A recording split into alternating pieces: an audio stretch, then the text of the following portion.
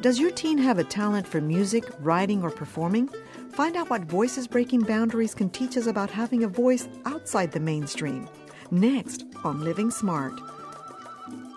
Production funding for Living Smart with Patricia Gras is underwritten in part by Halliburton.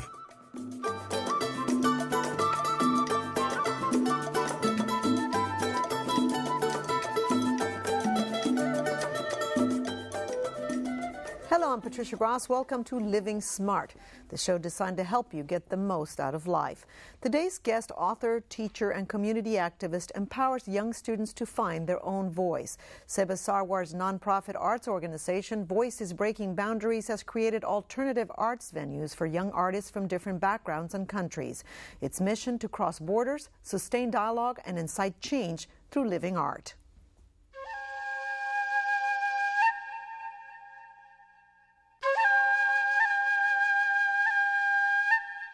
Pakistani-American poet, writer, and educator Seba Sarwar travels the world to gain inspiration for her work. Nothing lovely is ever going to happen in my life. For Maha. The mullahs shriek from loudspeakers in their minarets, their voices shrill sheep bleats. Go home, women, they call, no work, no school for you. I wrote that poem in 1999. It's called Nothing Lovely is Going to Happen in Your Life. Protect yourself, cover up, they say, turn your thoughts to Allah from your home and you shall be safe. She says the Prime Minister of Pakistan at the time was going to pass a law through which Pakistan would essentially become what the Taliban had done to women in Afghanistan. Maha bounces into the street, chasing after her red balloon. The law didn't pass, but the poem written for her then 6-year-old niece became the catalyst for an alternative arts organization, providing a platform for cultural expression through various art forms. There was nothing grassroots for writers of all backgrounds. There was nowhere to perform at something like this. This is what I have on the schedule of stuff we're going to talk about. That's what you sent? Yeah, but then we should add that thing because otherwise... So in the year 2000, she and another 5 women writers from different parts of the world founded Voices Breaking Boundaries. She says to provide a venue for non-mainstream artists and turn the view of the world upside down. Or they had it. Anyways, we began meeting to do a reading. I'm going to read a segment from my novel Black Wing. I got funding from the Cultural Arts Council as an artist to do a series of readings. The main character is called Yasmin. This segment is told in her voice. We had no idea that it was going to birth this organization that would be a leader in the forefront of Houston, bringing communities together, bringing, all races, all backgrounds, all ages. Hundreds of performances, workshops, and educational residencies later, what started off as a collective literary reading has now become a support network for writers and artists, and a creative outlet for young performers. We're putting the show together now. It's very much in the process of, right? Seven co-founder and teacher Marcela Descalzi are no strangers to motivating the writers and artists inside each at-risk student they meet. Former University of Houston student Shannon Garth Rhodes discovered her writing talent with Seba's help. Which one? It's important if you have your own voice, but it's so much more impactful if you can help other people find theirs. It's so not something you would think about. Today she's visiting from Harvard College. Am I going to see her today? Education and teaching and mentoring, that's everything that Seba's done for me, and that's everything that I feel like I'd like to do for other people. A family tradition, Seba comes from activist parents. I grew up in Karachi, Pakistan. My father began the first student movement in Pakistan. He was a medical student and he began an uprising basically because there was no subsidized housing or textbook or any kind of support for students. And my mother is phenomenal too. I mean, she broke outside all tradition, married my father. She's a Shia, he's a Sunni. My mother was doing hunger strikes for teachers' rights, for labor union rights. We grew up with those messages to fight, to speak out. I come from a country where every major poet was imprisoned at one time or another of his or her life because he or she spoke out. I feel like it's almost a crime to stay silent.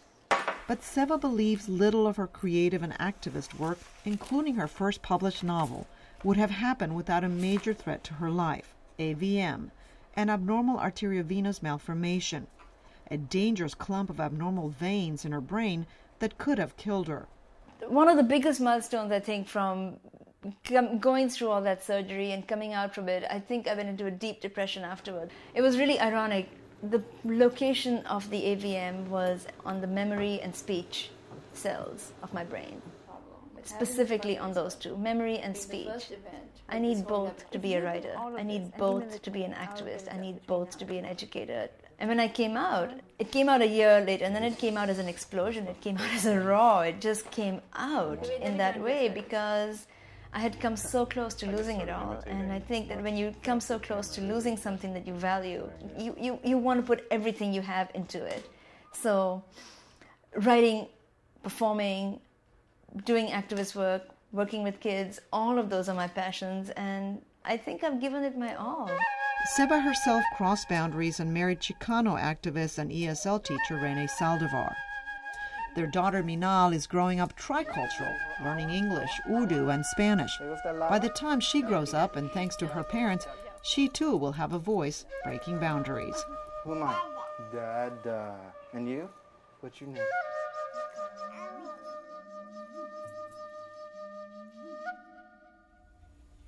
Seba Sarwar, cute kid. I'm in Beautiful love child. with her. I am so in love with her. I don't see a problem with that. That's a beautiful kid. yeah. You know, what drove you, Seba, to work with kids and to create Voices Breaking Boundaries?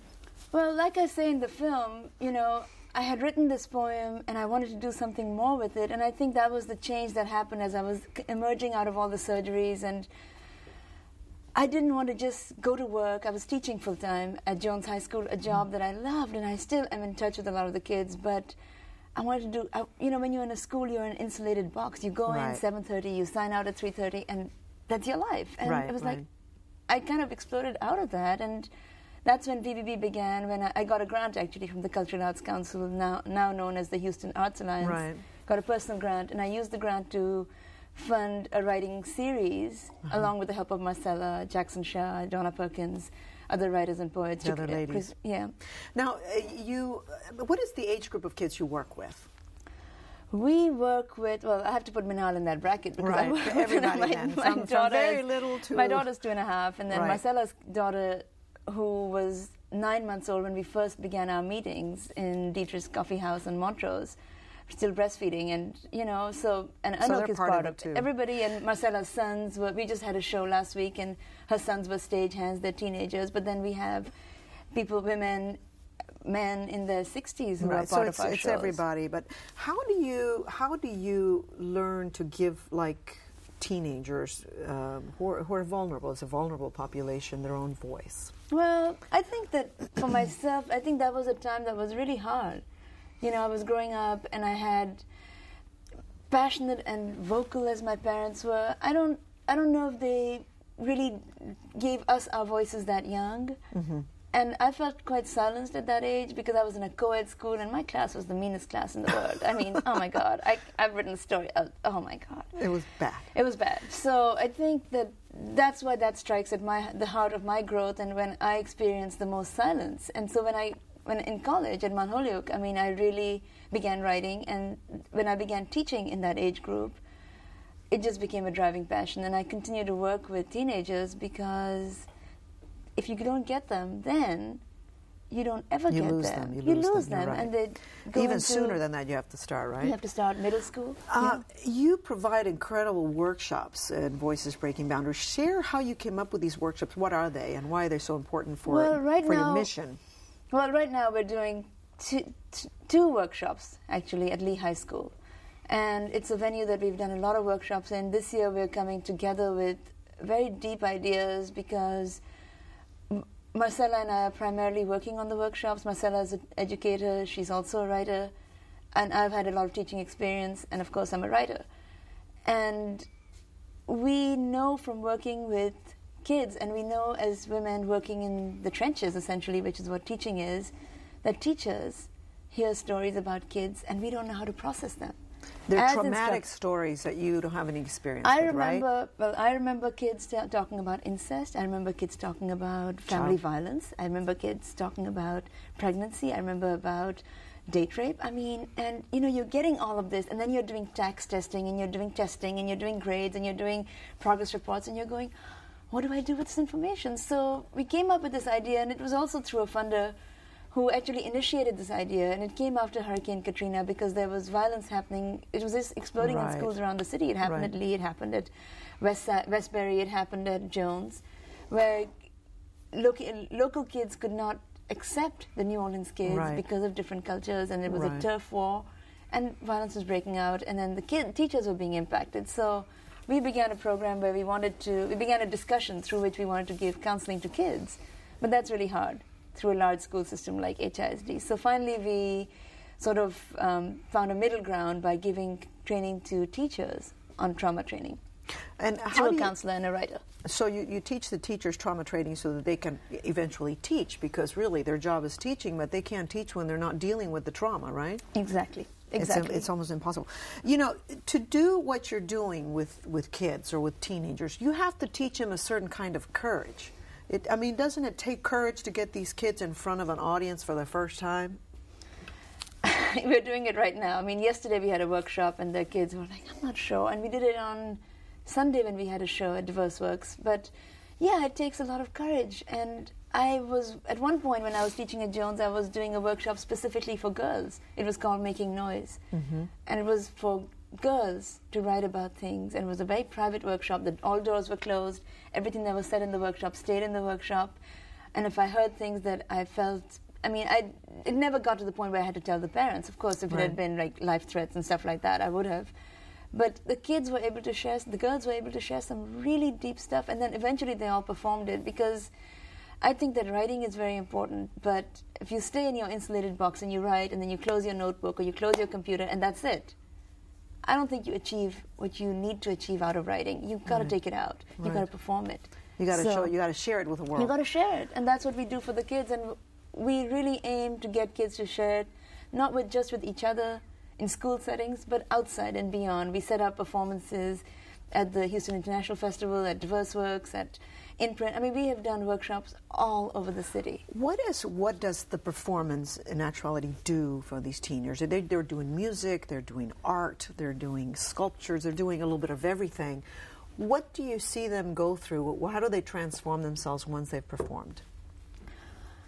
I think they find out that, wow, I can say this, and nobody's saying, don't do it. Nobody's saying, watch your grammar, watch this edit, watch this. And right now, the workshop we're doing at Lee, suddenly the passion is video, Right. We have Farooq, whose footage you saw in a lot of VVB shows. Right. He's working with us, and Iman Sakar, and they're working with kids, and the kids suddenly want to do documentaries on stereotyping, on teen pregnancy, on teen violence. And we've only had 5 workshops, but they're like, this is what they want to do. Right. And nobody's saying, well, watch your language, it's unedited. And eventually they learn that editing comes when you decide what audience you're going to show it to. You can use all the slang you want, but if you want it to hit a larger audience and you want it to be treated with some respect, you've got to find a language that reaches as broad a pool of people as possible. As you know, art and music was taken out of schools for a long time in America in general, and now we're kind of bringing them back. How do you think we can bring back music and art, not only in schools, but also in the household? I remember growing up with music and dancing, and you don't see that much of that anymore. No, you don't, because there's so much pressure. The school days have gotten longer. I went to school in Pakistan all my life, right? And we went to school at 8 o'clock in the morning, we were home at 1. And we could go back for extracurriculars, or we couldn't. It was all a choice, But 1 o'clock, 5 hours is really civilized, It's a decent amount of time you need to get education to absorb. But now, in this country, and it's happening across the world, schools are set up on parents' work schedules because it's an economic decision. Right. So then along with school comes testing, along with school comes homework, and I have so many parents. Minal's too young, she's 2.5, but I have so many parent friends who are saying, oh my God, my child goes to school for this long and now she's home with 4 hours of homework. Right, When do I go out to the park to play? When do I give her a camera and say, shoot all you want? When do I say, here's a drawing book and finger paint and smear it across the room, the floor, whatever? Here's chalk right all over the building, But you find the time to do it because you know how important it is. Well, I work part-time. So, I work part-time. That's a commitment that my husband and I made when we had Minal, which was we cannot fall into the system of 7 to 6, and like And really raise a child the way you want to raise a child. So Minal's away from me about 5 or 6 hours, and she naps 2 of those hours. So I don't have that feeling like, I mean, I miss her nap time, Right. and then I miss 4 hours of wake up time. You have chosen to work primarily with at-risk kids because they didn't have a voice either. You, as a Pakistani American, and your friends felt like we don't have a stage to perform this at, and you felt that way with at-risk kids. Why did you decide to work with them? Like I said, because we have most of the founders of VVB, all 5 of us actually have had education experience, and we've all worked with either middle school or high school students, so that was an age group we were very experienced in, and then of course some of us were parents with kids in that age bracket, so the age was really important, and then at risk because in Houston, we know by looking at the landscape who does the construction work and who sits in the glass buildings in downtown Houston. We know. I don't need you to answer that question, to explain right? it. Yeah. I mean, but it's a class issue, but it's mixed Right. with race. In this country, Right. you can't talk about class without talking about race. So, and when you talk about race and class, then you got to go outside the center of Houston. You got to go beyond and look at what's happening. And the neighborhood we're working in, we're very invested in is the Gulfgate neighborhood, the neighborhood that serves Lee High School. Primarily Hispanic. Mm-hmm. Well, it's international. We have kids from Angola, we have kids from Pakistan, we have kids from Afghanistan, from Kenya, from just How do all those kids over. enrich each other? Because that's what you're trying to do. You're trying to put different cultures together and say, hey, let's listen to each other. And Well, yesterday in my writing workshop, I had 4 girls. I had one girl from Louisiana, from New Orleans. She evacuated after Katrina. She sat on a bridge for 4 days before she was picked up and brought to Houston. We had a girl from Angola who speaks only Portuguese. We had Vanessa, who, I mean, is this amazing phenomenon who we've been working with for 3 years, and she is from Houston. And they were all telling very different stories, but they were similar, and they had similar edges to them. And the girl from Angola spoke only Portuguese. And we had to include her voice in the workshop, so we had to slow it down. We had to slow it down by 100% because everybody else was saying had to be said in English. Slowly so she could understand. Well, then we used Spanish. We discovered that she could understand. My husband and I have been to Brazil. We know that we can speak Spanish and we will be understood. The response we get back might not be You might not within our understand it. comprehension level. Right. But, and she understood all the Spanish we were giving her, and then she could feed us back a little bit of English and a little bit of Portuguese in a way that we could comprehend. But what does that do to the other students to have that experience? Well, I think it's really important because in schools and in communities, I mean, Houston is segregated in the sense, it's not segregated in the sense of walls, but there's clumps of communities. So if you come from a largely Urdu-speaking population and that's your apartment complex, you're going to hear that language and you're not going to think of anything beyond it. Or if you come with Spanish and English, you only think of that world. When all of a sudden it's like, this is a really smart young girl. She has stories. But her stories are coming from in a different language and Different world. Yeah. But she understands and she can comprehend, and she's at the same maturity level. I think it shifts something because then you think of the world. You think of the world beyond your little box. You're And that was interconnected. happening. You find that the interconnectedness. And Now, that's really important for us at VVB because I'm Pakistani and I always go, like I say, home. I mean, Pakistan is still my home. My parents are there and I'm passionate about, and my writing always goes back there. I mean, my inspiration is there. I mean, I go back every year. Minal is 2.5. She's been back twice already. We're going next month again through a grant that I just got from the Arts Alliance to work on my second novel.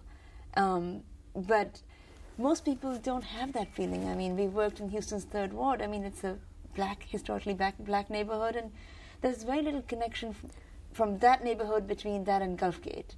There's no bridge. Why is it important, though, to teach these kids about their identity and to be proud, not only to know it, but to be proud of it? Because a lot of them, you kind of, when you become mainstream, you're supposed to put that aside, correct? Right, absorb, assimilate, right?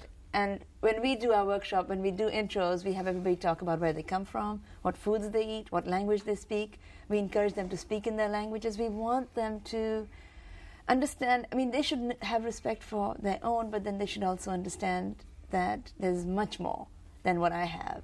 What I have is only a small piece of the fabric of the city and the world, and be connected beyond that.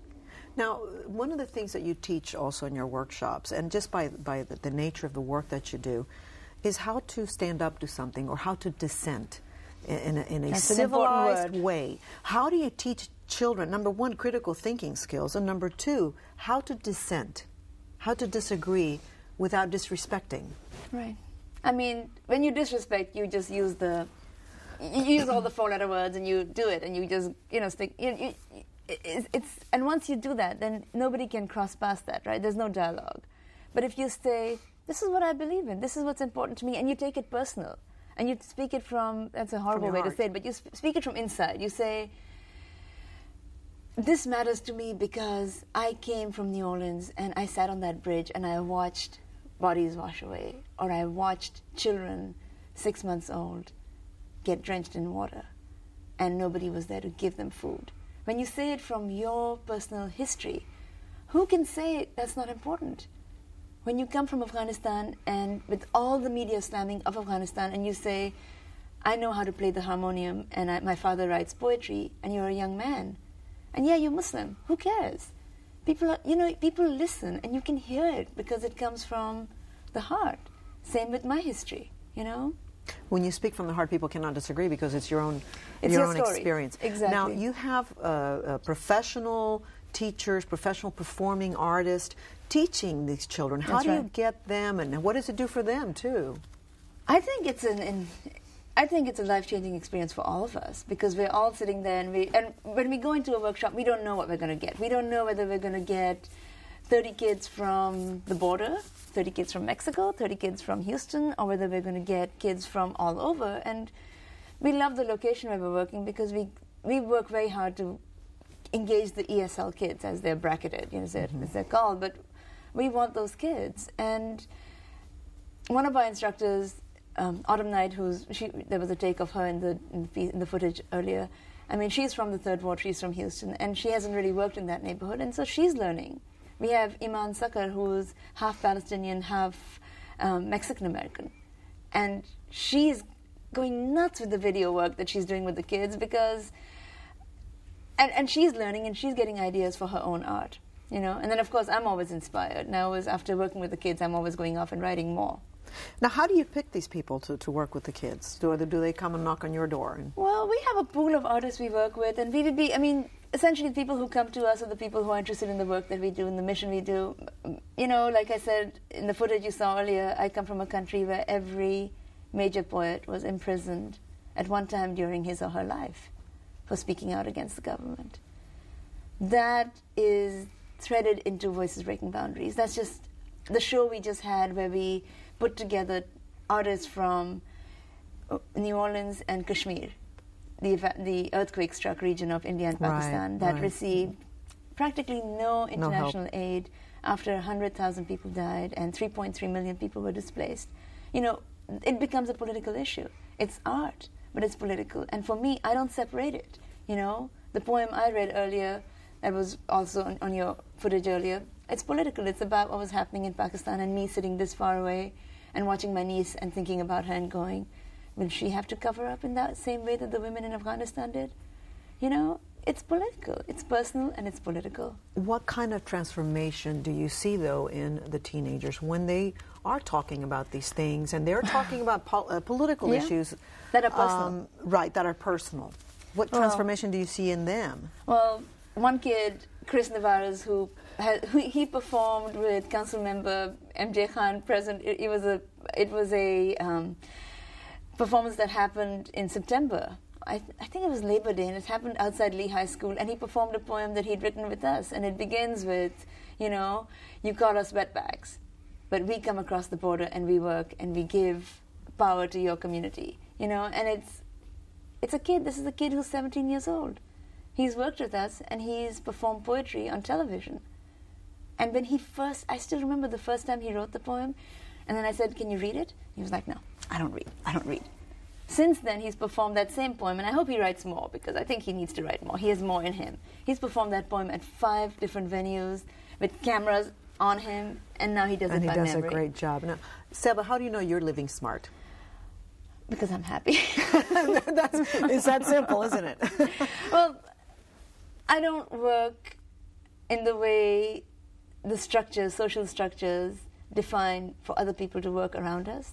I set my own structure. I work my hours, I work short term. I'm not wealthy, but I'm comfortable. My daughter's happy, my husband's happy, and I'm doing what I want to do.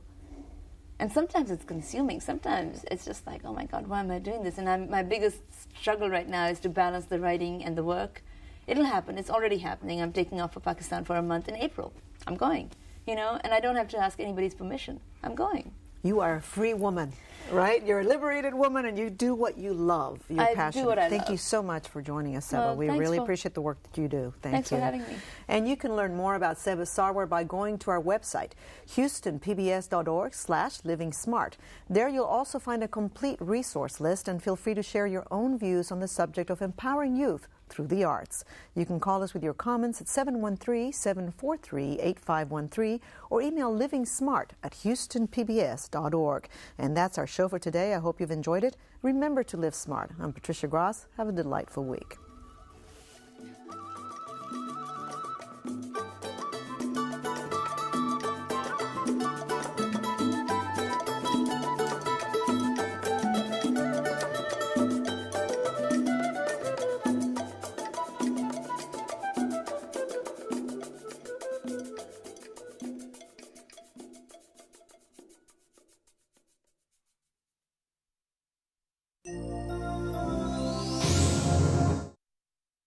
Production funding for Living Smart with Patricia Gras is underwritten in part by Halliburton.